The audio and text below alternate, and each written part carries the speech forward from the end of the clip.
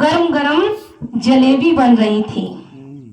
जलेबी देखते ही उनका मन जलेबी पर चला गया, क्योंकि जो राजा के वस्त्र थे उनका तो त्याग कर दिया। अब वो राजा नहीं है जो कोई जलेबी ला कर दे कि खा लो जलेबी। अब तो वो एक फकीर का उन्होंने वेश बना लिया है, क्योंकि अब मन को वैराग्य धारण कर लिया, लेकिन ये मन फिर भी जलेबी पर जा रहा है। अब अगर जलेबी खानी है तो मेहनत पूरा करनी पड़ेगी।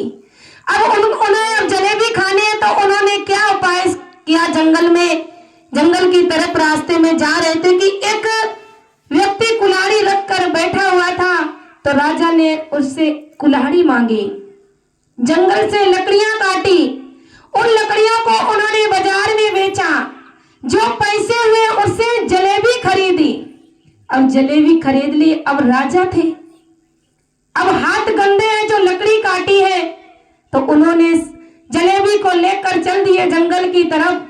पानी भरा हुआ था, वहां पर पहुंचे, जलेबी को किनार पर रख दी और हाथ धोते धोते उन्हें मन में ख्याल आया कि अरे मैंने तो सब कुछ त्याग कर दिया, लेकिन फिर भी ये मेरा मन कैसा है कि इतनी जलेबी खाने की ये इच्छा कर रहा है।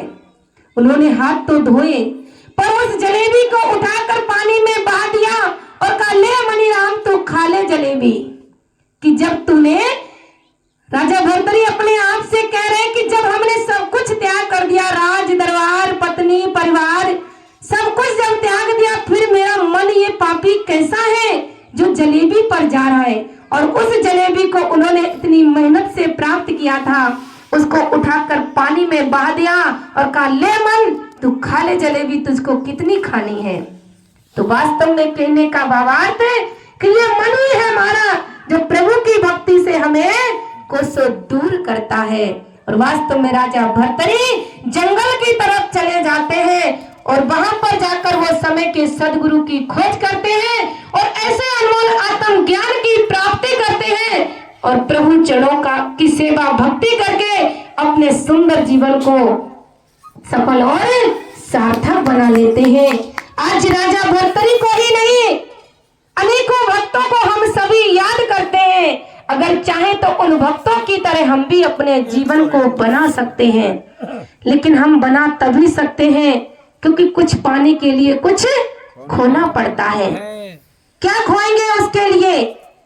पंजाबी में कहते इत्थे लौड़ा उत्थे पौना, कि अपने मन को संसार से मोड़कर प्रभु के चरणों में लगाना होगा। इतना ही कार्य है। जैसे कमल का फूल कीचड़ में खिलता है, लेकिन हमेशा वो कीचड़ से ऊपर उठकर रहता है।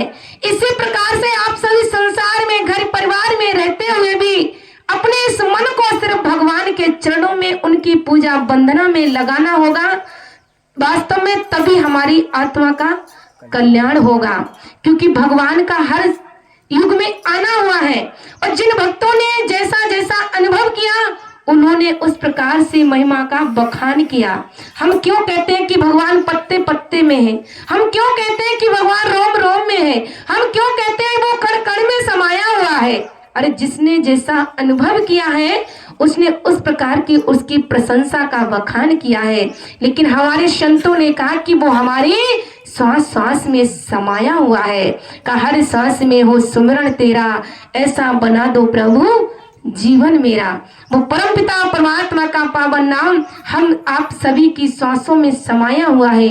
और वास्तव में जब वो नाम हमारे शरीर से निकल जाता है तो हमारा ये सुंदर शरीर जीता जागता मिट्टी का पुतला बन जाता है, क्योंकि वो हंसा निकल गया तो सिर्फ ये पिंजड़ा पड़ा रह जाता है।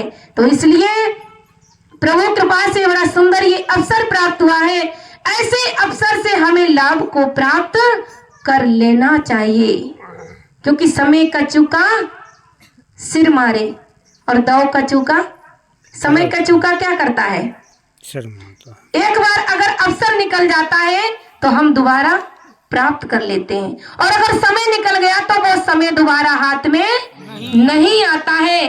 तो इसलिए हमें समय रहते ही समय से लाभ को प्राप्त करना होगा।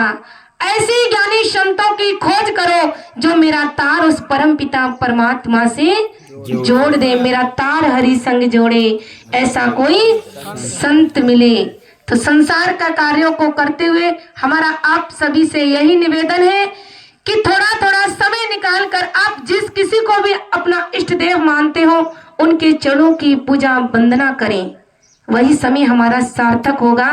लेखे में सोई घड़ी जो सत्य स्मरण में होए, लाख वर्ष का जीवना लेखे धरे ना कोई। हजारों हजार वर्ष जीते रहेंगे, वो समय हमारे खाते में नहीं लिखा जाएगा। हमारे खाते में वही समय लिखा जाएगा जो समय हमने प्रभु चरणों की सेवा, भक्ति, भजन, स्मरण, सत्संग में व्यतीत किया है।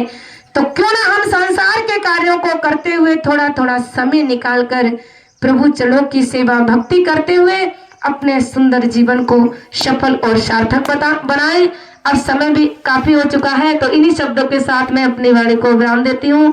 आगे आरती करेंगे। बोलिए श्री सद्गुरुदेव महाराज।